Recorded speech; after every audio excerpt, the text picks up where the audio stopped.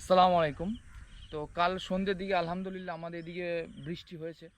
বেশ ভালো পরিমাণেই বৃষ্টি হয়েছে। যে পরিমাণ বৃষ্টি হয়েছে তাতে কাজে দিয়েছে। তো আমরা যে আপনারা দেখতে পাচ্ছেন জানেন যে গরু খাবারের জন্য যে ঘাস লাগিয়েছিলাম, তো সেইগুলোতে এই মুহূর্তে আমরা ইউরিয়া সার মানে ছড়িয়ে দেবো। তাতে কী হবে, এটা গ্রোথটা ভালো হবে।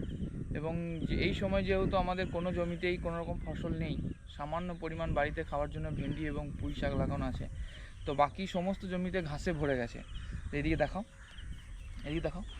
তো এই জমিটা দেখতে পাচ্ছেন, এটাতে আমরা ঘাস একবার লাগিয়েছিলাম, তারপর কাটার পর আবার এমনি নর্মাল সাধারণভাবে যেসব ঘাস হয় সেই ঘাসগুলোতে ভরে গেছে। তো এগুলো কেটে কেটে নিয়ে আমরা গরুকে খাওয়াচ্ছি এই মুহূর্তে।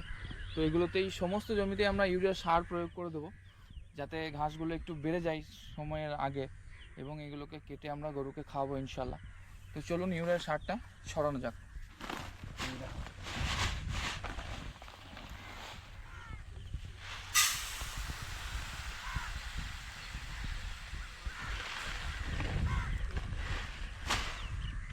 তো আমরা যেহেতু এই জমিটাতে এবং এই জমিটাতে দুটোতেই এই 6 কাঠা মতো জায়গা একসঙ্গেই এই ঘাসটা বুনেছিলাম, কিন্তু খাওয়ানোর সময় দুটোতে একসঙ্গে তো মানে শেষ করা যাবে না খাইয়ে।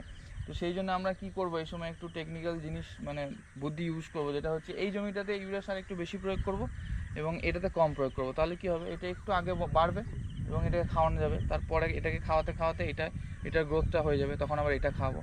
এবং দুটোতেই যদি সম পরিমাণ ইউরিয়া ব্যবহার করা হয় তাহলে দুটোই একসাথে বেড়ে যাবে, তখন একটা খাওয়াতে খাওয়াতে আরেকটা বুড়িয়ে যাবে। তো চলুন শুরু করা যাক ইউরিয়াটা।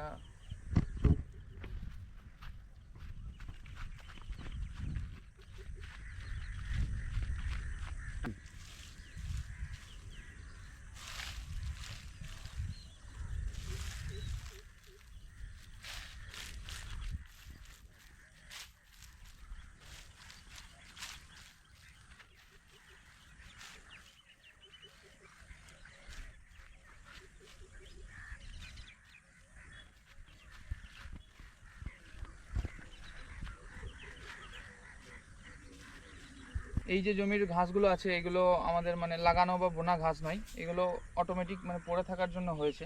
তো যাই হোক, এই ঘাসও গরুতে ভালোভাবেই খাই, যদি একটু বড় হয় তো খাওয়াতে সুবিধা হয়। তো অনেকটাই বড় আছে, তো আরও অল্প করে ইউরিয়াটা ছড়িয়ে দেবো। তো পরবর্তীতে আর একটু বেড়ে যাবে, যেহেতু বৃষ্টি হয়েছে, তাহলে খাওয়াতে সুবিধা হবে।